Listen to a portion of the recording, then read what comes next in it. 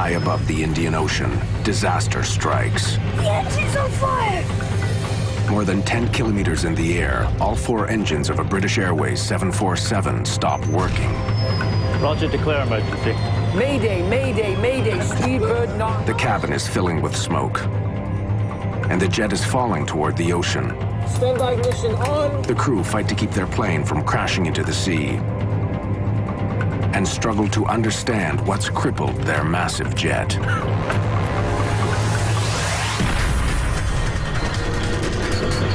Mayday, mayday.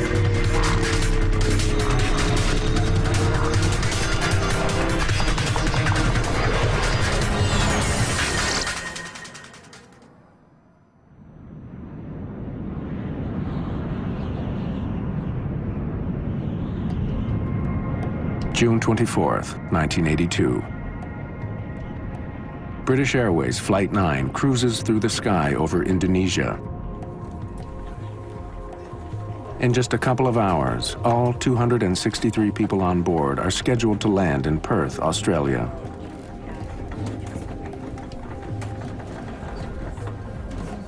Phyllis Welch and her daughter, Betty Tootle, are seated in cabin E at the very back of this enormous jet. How's that heroine of yours, Fanny Price, faring? Oh, she's having a tough old time at Mansfield Park. It's a good place for me to spend a few hours.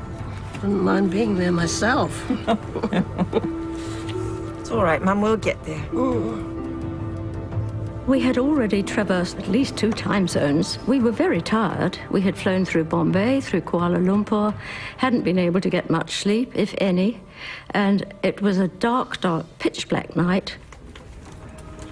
Ahead of Betty and Phyllis, Charles Capewell is returning home to Perth with his 2 boys, Chaz and Stephen. Right, settle down, lads. Come on. It's time for a nap. Get back to your seat. No. What, do you want to sleep here? All right.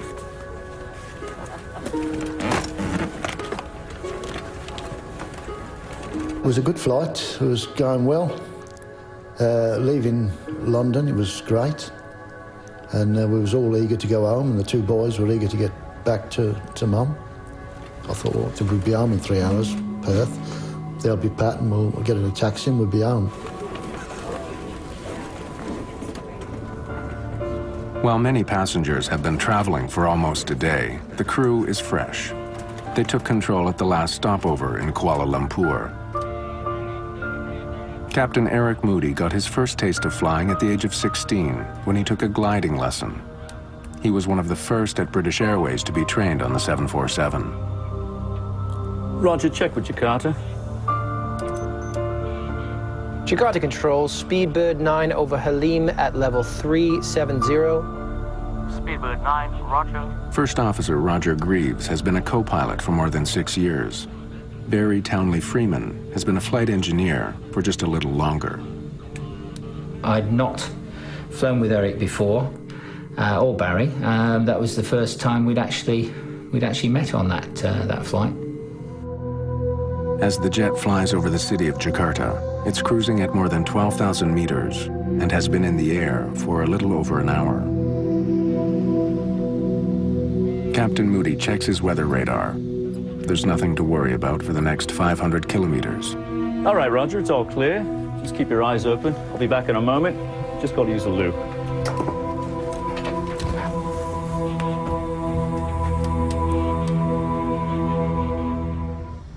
Back in the cabin, many of the passengers have fallen asleep.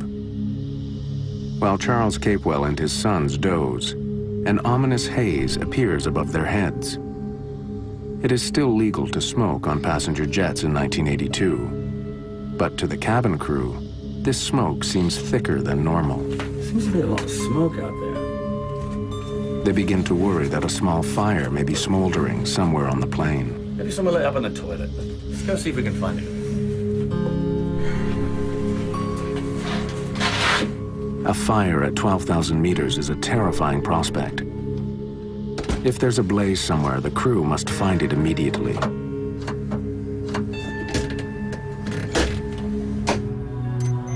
In the cockpit, the flight takes an unsettling turn. Barry and I were just sitting there minding the shop. Pitch dark night, of course. And then we started to get these pinpricks of light on the windscreen.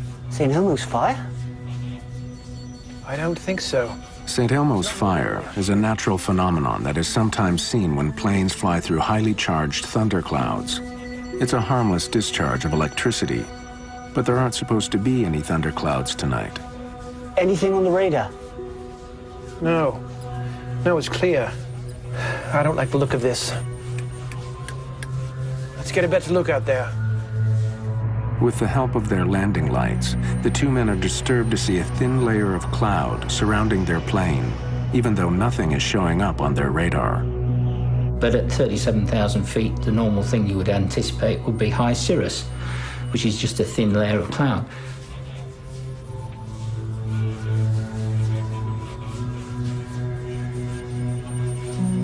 I think we better get the captain back up here.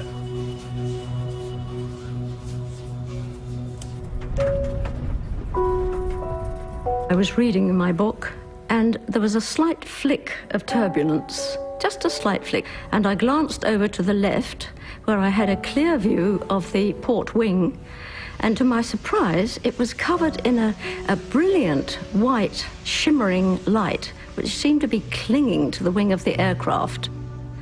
I carried on reading, but I found that I kept reading the same paragraph over and over again and not taking in a word of it. I just didn't know what was happening.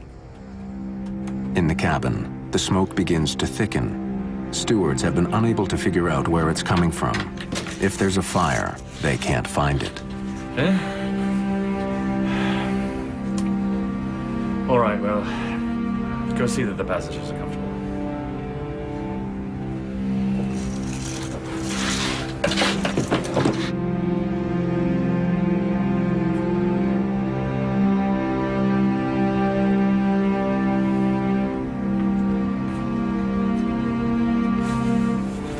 Smell anything odd, Mum?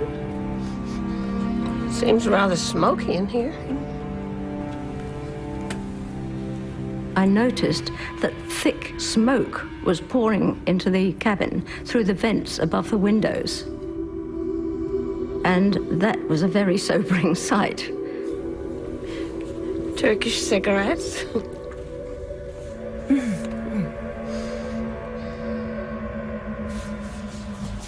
It smelt like sort of a sulfuric electrical smell. And I went on that flight deck expecting to hear that we had some electrical smoke somewhere on the aircraft. But nothing was further from the truth. When did it start? Or just after you stepped out. Anything on radar? No, it's clear, not a cloud. Oh my lord, look at engine 4! It's lit up somehow. Captain, have a look at number 1.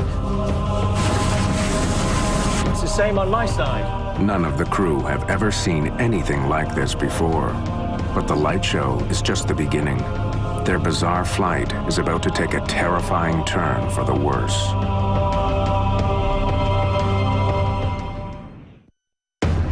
A British Airways flight to Perth, Australia is confronting something none of the crew have ever seen before. Strange lights are striking their windshield. At the same time, their engines are lit by a brilliant white glow. Look at engine 4! It's lit up somehow. Inside the cabin, smoke is growing thicker. Chief Steward Graham Skinner is organizing an intense but quiet search for a fire.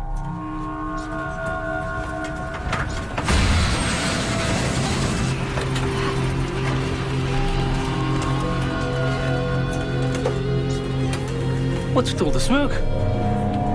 There was smoke in the cabin. It got really, really hot.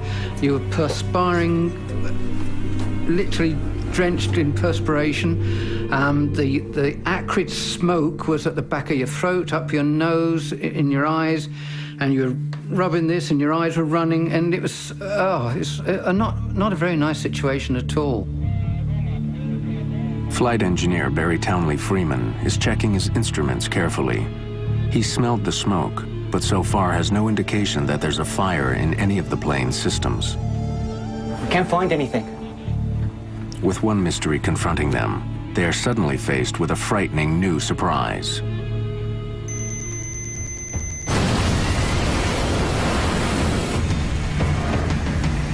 Dad! The engine's on fire!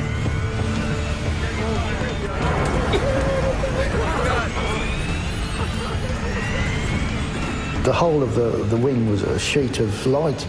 And I thought, wow. I said, oh, you better close that because we don't know what's that. Cheers. Sit down. Stephen, close the blind.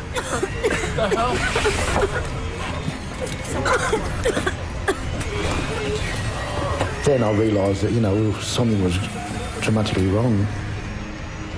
There were huge flames coming out of the back of the engines, 20, some people said 40 feet long. These huge jets of sheer flame shooting out of the back of all the engines. Is it going to penetrate from the outside of the aircraft? Is it going to come into the cabin? Are we going to burn to death? Are we going to choke to death on the smoke? What's going to happen? What's causing it? What are they going to do about it? As fire engulfs the engines, one of them revs loudly and shuts down. Engine failure, number 4. Fire action, number 4. Checklist powering gear. Set. Thrust lever. Closed. Start lever. Off. Once one engine fails, you call for the drill to shut that one down. You have drills for certain things so that you don't fly together as a crew forever. You can fly with different people then, and you can standardize the operations. The instruments don't show a fire on the plane, but the passengers can see flames erupting from the engines and stretching along the side of the 747. We were in trouble. They knew, as long as they were, they knew we were in bad trouble. And they sort of just looked at me and I just said, well, what are we doing now, Dad?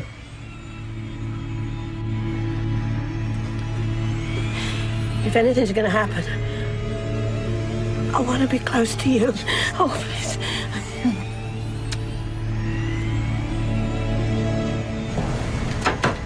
The cabin crew begins storing anything that's loose. They don't want dishes or bottles flying around the cabin if the plane begins to dive.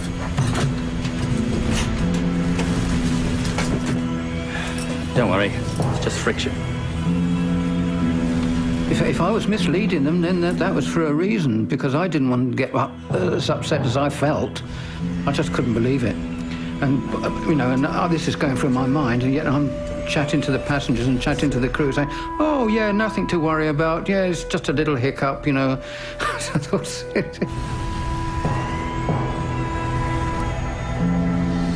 The 747 is more than 10 kilometers above the ocean. As the attendants try to reassure the passengers, the flight crew are stunned as their bizarre situation suddenly gets much worse. Number 2 engine's gone. All right then, begin the engine shutdown. No, wait. We've all gone. All 4 engines have failed.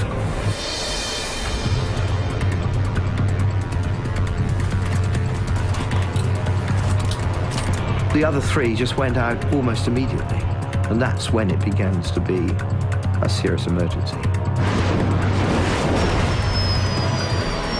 Those engines made a grating, rumbling sound, almost like a cement mixer. And then, gradually, the noise just disappeared and they became silent. A minute and a half, we've gone from 4 engines running normally to having none. Roger, declare emergency. Mayday, mayday, mayday, Speedbird 9. We have lost all 4 engines out of 370. Mayday, mayday, mayday, Speedbird 9. We have lost all 4 engines. With no engine power and no idea what has crippled their plane, British Airways Flight 9 begins falling from the sky. Jakarta Control, Speedbird 9. We have lost all 4 engines, now out of 360. First Officer Roger Greaves has trouble getting his message across. Speedbird 9, have you got a problem? Jakarta Control, Speedbird 9. We have lost all 4 engines. Repeat, all 4 engines. Now descending through flight level 350. Speedbird 9, you have lost number 4 engine? This idiot doesn't understand. Jakarta Control, Speedbird 9, we have lost all 4 engines. Repeat, all 4 engines. Now descending through flight level 350. The air traffic control at Jakarta, unfortunately, seemed to have a slight problem in understanding what we actually were saying. Only when another plane nearby relays the Mayday call do controllers in Jakarta understand. Engines. Now descending through flight level 350. Speedbird 9, all 4 engines out. Understood? As far as they know, no 747 has ever lost power to all of its engines before. The crew has to figure out why it's happening now. I think we've cocked something up. We were concerned and worried that we'd done something wrong, you know, to cause the whole thing. All 3 of us felt exactly the same, and it was a personal guilt in the sense of, what have I missed? What have I done wrong? You know, because, you know, this kind of thing doesn't happen.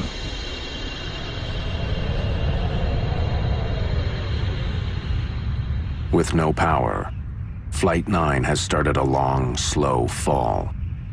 The crew has less than half an hour before they smash into the sea. After losing power to all of its engines, a British Airlines jet is falling toward the ocean, and the crew isn't having any success getting them started again.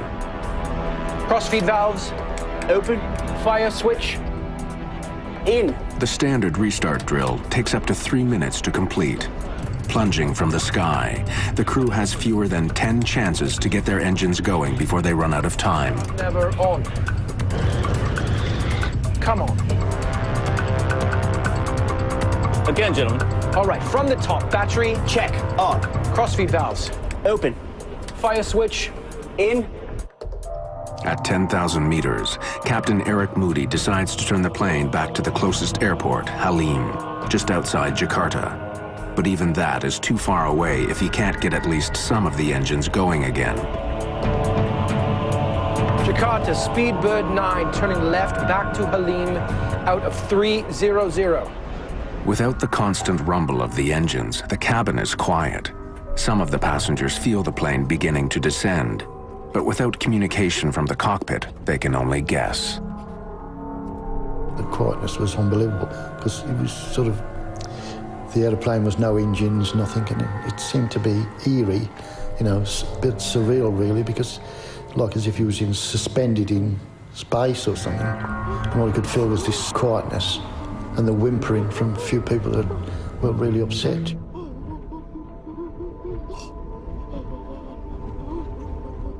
Some people were sitting quite rigidly, almost as if they hadn't noticed anything.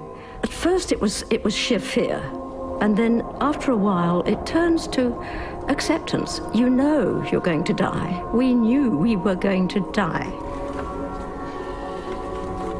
What's going on? What's the problem? It's just a technical fault. I've been through much worse, let me tell you. Everything will be fine.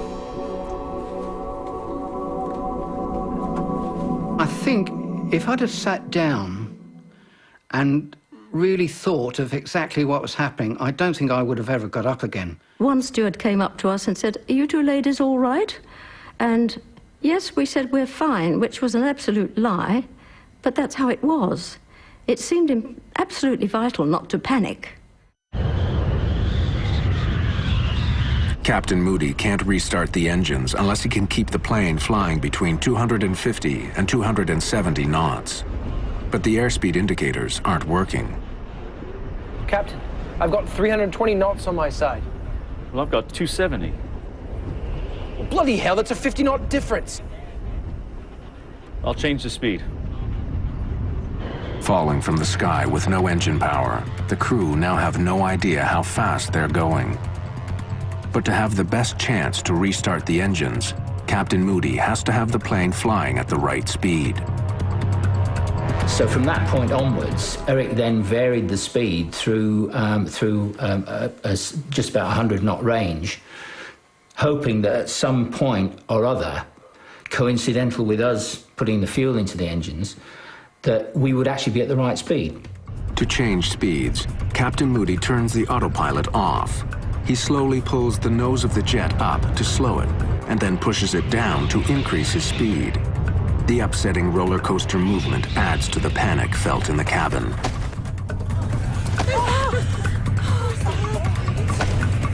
At one time, the aircraft developed a strange motion. It seemed to be climbing steeply and then diving down. That was the sensation we got. And a bucking action that was so violent that we felt it could break the aircraft up in the air. Pressure warning, Captain. We're at 10,000. Pressure warning? That's not supposed to do that.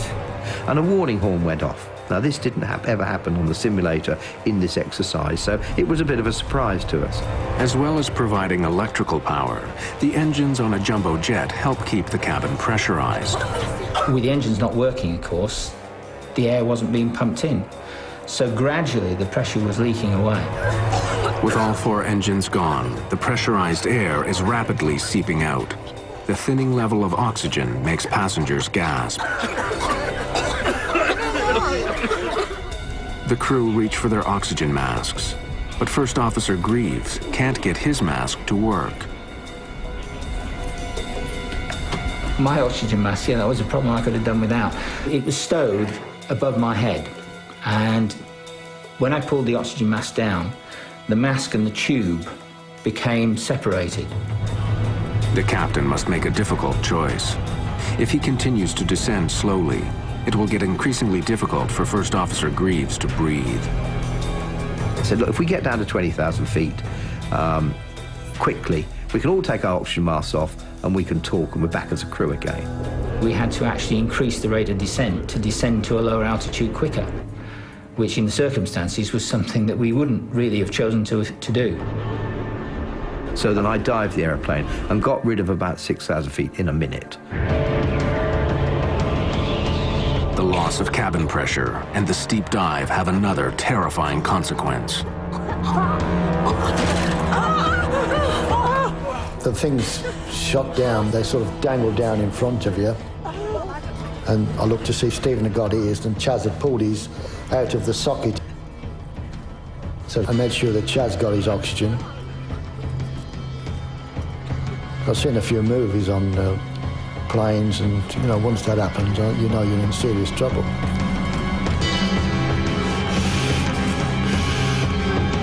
The cabin crew try to use the public address system to explain what's going on, but it's not working. Chief Steward Graham Skinner makes do with a low-tech backup.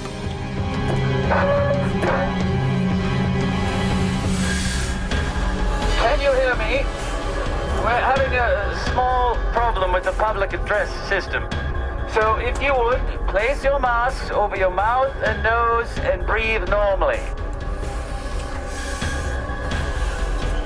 As the passengers try to deal with their panic, Captain Eric Moody is running out of options. If his engines don't start soon, he'll have to turn his jet around and try landing on the open ocean in the middle of the night. High above the Indian Ocean, the seemingly impossible has occurred. All 4 engines on a British Airways 747 have stopped working, and the crew has no idea why. First Officer Roger Greaves manages to fix his broken oxygen mask, but it's a small comfort. Back on. They are gliding powerless toward the ocean. Start the restart drill. Ready? Set. Battery. Check. On. Standby power. On. Anything? Come on, anything. No. All right, then, let's do it from the top. Battery. Check. On. Greaves and engineer Barry Townley Freeman have actually shortened the standard restart drill. They hope it will give them more chances to get the engines going, but so far, nothing's working. Come on, you old son. The process that we were going through the whole time was just continuous. We hadn't had any success with the drill at all, despite all the efforts we were putting in. But it was the only thing we had left to cling on to, so that's what we did. From the top again. Battery. Check. On. As the plane falls lower and lower, Captain Moody faces a difficult choice. A mountain range cuts across the island of Java between his plane and the airport. He knows he has to be at least 3,500 meters high to clear it. But if the engines don't restart soon, they won't make it.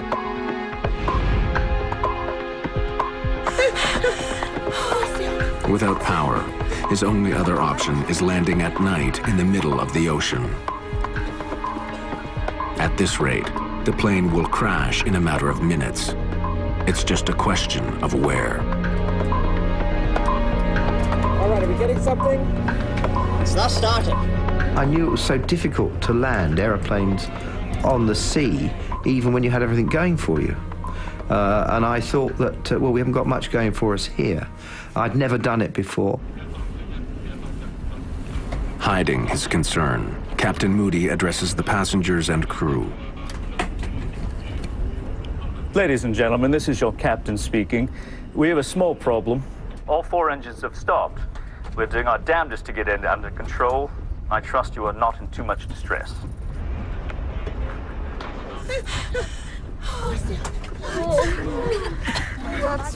Most passengers expect the worst.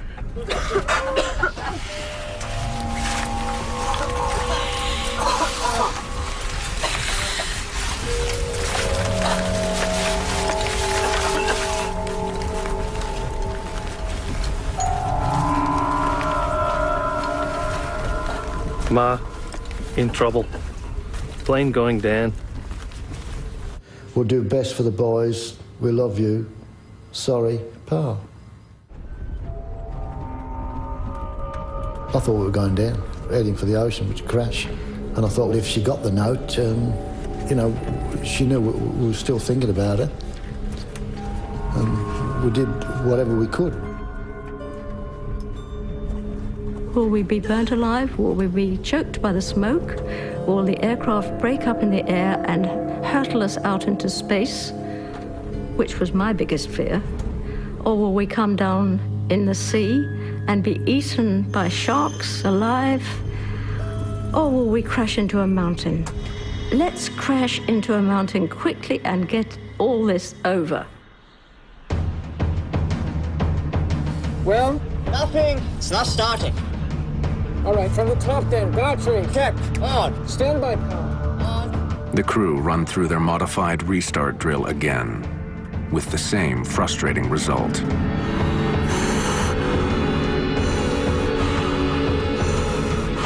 I don't know how to swim. I couldn't swim anyway, so I thought, well, you know, I'm doomed anyway. And I just hoped that maybe one of the passengers might help the 2 boys to make sure that they could stay afloat. Well, anything? No. All right then, from the top again. Battery. We had very few chances left of starting the engines before having to turn out to sea again, because we wouldn't have been able to clear the mountains on the south coast of Java.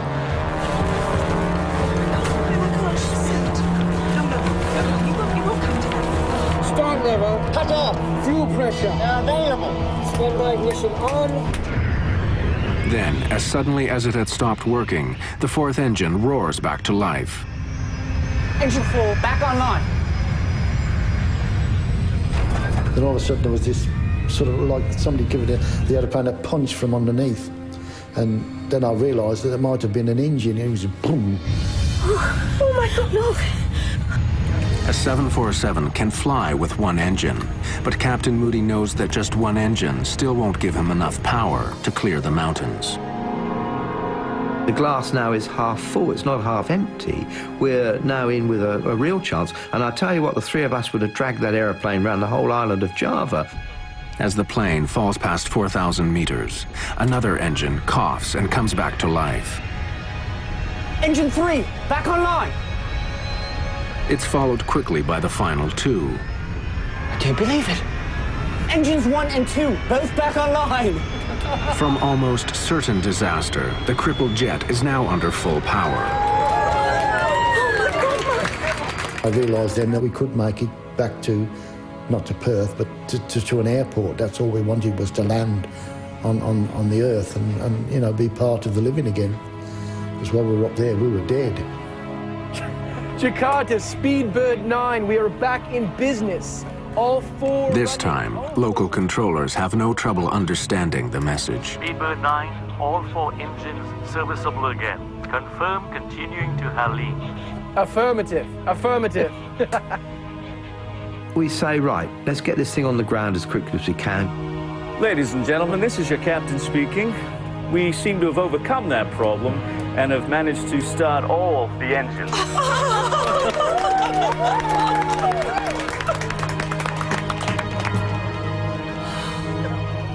We are diverting to Jakarta and expect to land in about 15 minutes.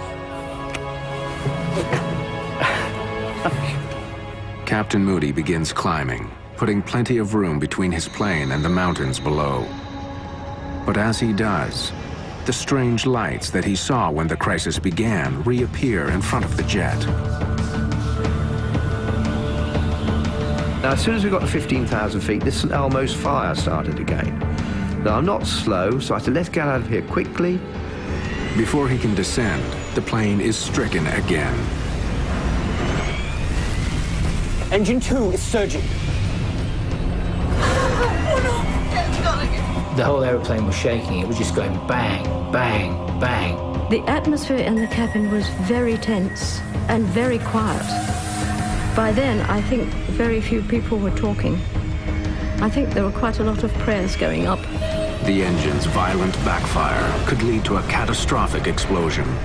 The captain must make another fateful decision.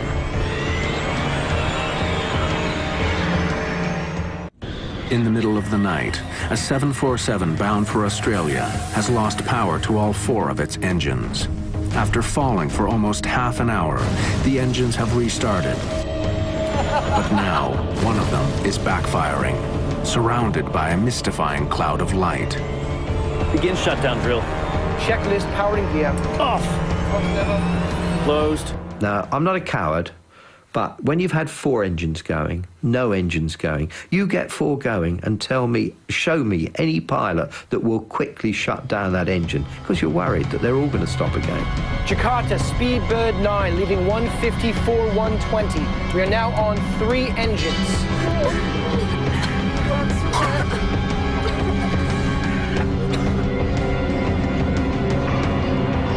As the plane closes in on the airport, First Officer Greaves thinks the windshield is covered in moisture, making it hard to see through. And I said to Eric, yeah, it's a bit misty out there. So we turned the blowers on to kind of, like demisters on your car to try and clear that. That didn't work. I used the windscreen wipers, and that didn't work. Somehow, the glass itself has been badly damaged. For some unknown reason, I looked out the edge of my windscreen, and about a 2-inch strip down the edge on the left-hand side, I could see much more clearly. But I couldn't see anything much out the front. It was getting more and more opaque the nearer and nearer we got to the lights. The crew gets a final unwelcome surprise. Equipment on the ground that helps them descend at the proper angle isn't working. Jakarta ATC, be advised, our glide path is unserviceable. The localizer, which gives you the left and right of the runway centerline, that was working, but the glide slope, which gives you the actual profile for the descent, was not working. After all the troubles they've been through, now the crew has to land their plane nearly blind. We then continued with Eric flying the localizer and me calling out the distance and the altitude that he should be at. 300 feet, Captain. So he was then able to adjust his rate of descent to what I was telling him as far as the glide slope was concerned. 200. 150 feet, Captain.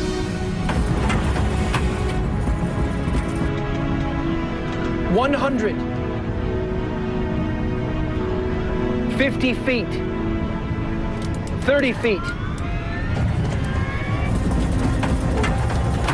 Oh my God. Oh my God.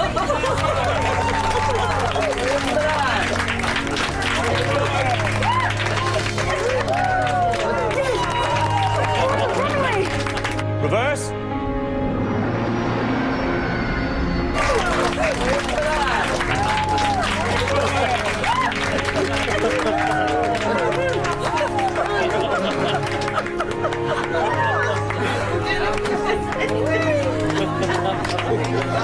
$90 knots, 80 knots,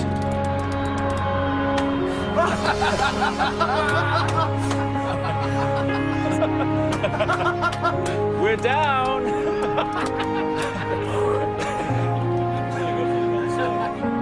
And the aeroplane just landed itself. It seemed to anyway. It kissed the earth. It was beautiful.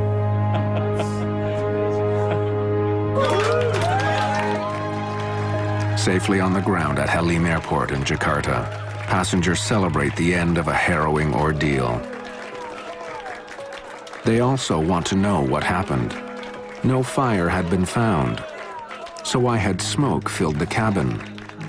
How could all 4 engines have stopped at nearly the same time? What were the strange lights that surrounded the plane? In the cockpit, the flight crew are relieved, but also concerned that they might be at fault. The first thing that we did, having parked the airplane and shut it all down, was to then go through all the paperwork to see if there was possibly anything anywhere in it that might have given us any pre-warning of some sort of phenomenon that caused what happened to us. Every time, because it's going to come back to us. The damage to the 747 is extensive. The windshield is heavily scratched. The wings and nose of the plane seem to be sanded down. The paint has been stripped off. Bare metal shows through. But the crew still has no idea what has caused such extensive damage, or why the plane's engines had all stopped working.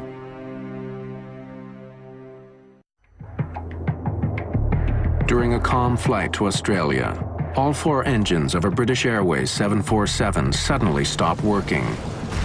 After a long, terrifying descent, the crew managed to restart the engines and land in Indonesia.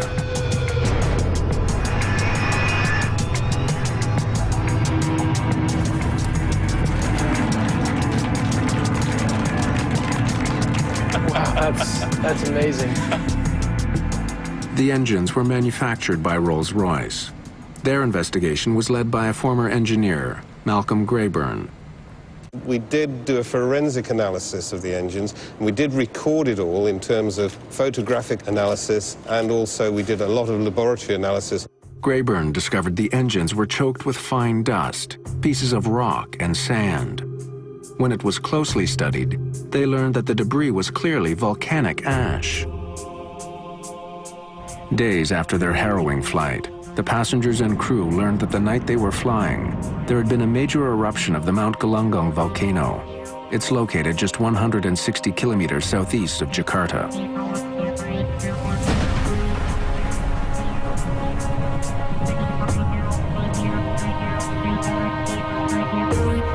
Tom Casadebal is director of the U.S. Geological Survey and has studied the Galunggung volcano. Galunggung erupted explosively early in the 1980s. In April, May, June of 1982, the eruptions became increasingly more powerful.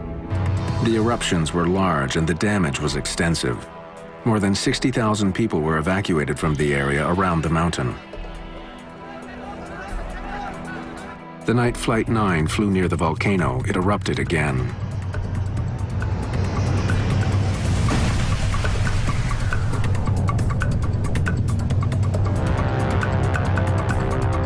As the ash cloud rose more than 15,000 meters into the night, winds pushed it to the southwest, right into the path of British Airways Flight 9. Never before had a volcanic cloud so seriously affected an airplane. Could the ash really have crippled this flight? Roger, declare emergency. Mayday, mayday, mayday, Speedbird 9. We have lost all 4 engines.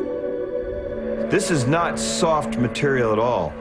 This is very fine, ground-up particles of solid rock and minerals. This material is very, very abrasive. In addition to sandblasting the windshield and all the leading edges of the plane, could the ash cloud explain all the other strange phenomena the passengers and crew had experienced? Even though it's a very fine material, it can still cause abrasion and friction on the skin of the aircraft. Because it's such a dry environment up there, that frictional electrification produces the glow that we refer to as St. Elmo's fire. The electrification also caused the interference in communication experienced by the crew. Speedbird 9, you have lost number 4 engine. Some of the volcanic ash that was sucked in and ground up by the engines was also blown into the plane, and when passengers and crew saw it swirling through the cabin, they feared the worst. While the volcanic ash caused the visible scarring, filled the plane with smoke and fouled communications, could it cause the engines to shut down as well? An X-ray. A turbofan jet engine works by sucking in enormous amounts of air. The air is then highly pressurized by the engine's compressor. This tightly packed air is mixed with fuel and ignited. The force of this reaction propels the jet through the sky. The temperature in the combustion chamber where this ash is flowing through are around 2,000 degrees centigrade. And so the volcanic ash we know melts at about 1,300, 1,400 degrees. When the liquid ash reached deeper into the engine, it cooled slightly, turning into a sticky molten goo that attached itself to the engine and began choking it.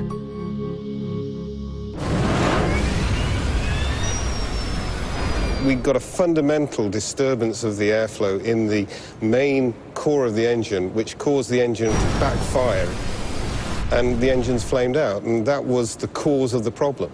Backfires occur when the engine isn't burning cleanly. The engine's on fire! There's too much fuel and not enough oxygen. Engine failure, number 4. Fire action, number 4. On Flight 9, the backfires were the cause of the enormous jets of flame many passengers saw behind the engines. What Grayburn found next was that a remarkable piece of chemistry saved the plane. As soon as you came out of the volcanic ash, and the engines were not running, remember, so everything cooled down, it was enough for this stuff to break off and allow the engines to restart. When enough of the molten ash was gone, the engines were clear again, and Townley Freeman's frantic efforts to restart them paid off. Engine 4, back online.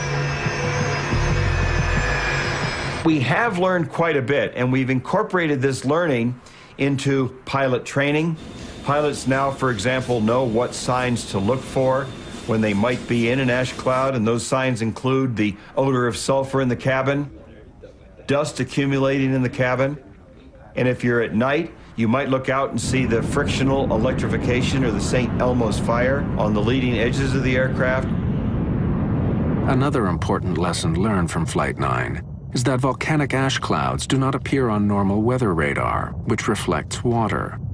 Since the clouds are dry, they're all but invisible to radar.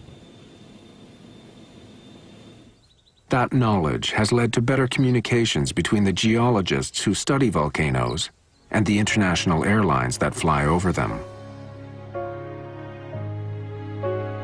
The crew of Flight 9 was recognized with awards and commendations in the months after their incredible night. I thought the airmanship displayed by this crew during this event was absolutely fantastic. The way that they managed to guide this aircraft back down to a safe landing after having been through such extreme circumstances, it was fantastic the way they recovered this aircraft. Absolutely brilliant. For everyone on board Flight 9, the terrifying plunge through the skies had a lasting impact. Betty Tootle was so struck by the events of that night that she wrote a book about the ordeal. This was an event which was unique in aviation history, and it seemed to me absolutely vital that it should be put on record, and I wondered who was going to do this. But no sooner had that thought entered my mind than I thought, I'm going to do that.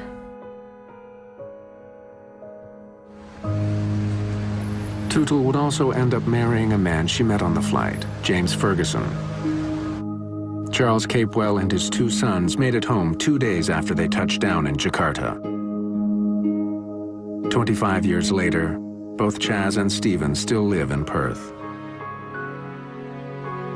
Not long after their fateful flight, Captain Eric Moody created the Galungung Gliding Club. Every member of the crew and all passengers were automatically admitted to this exclusive group.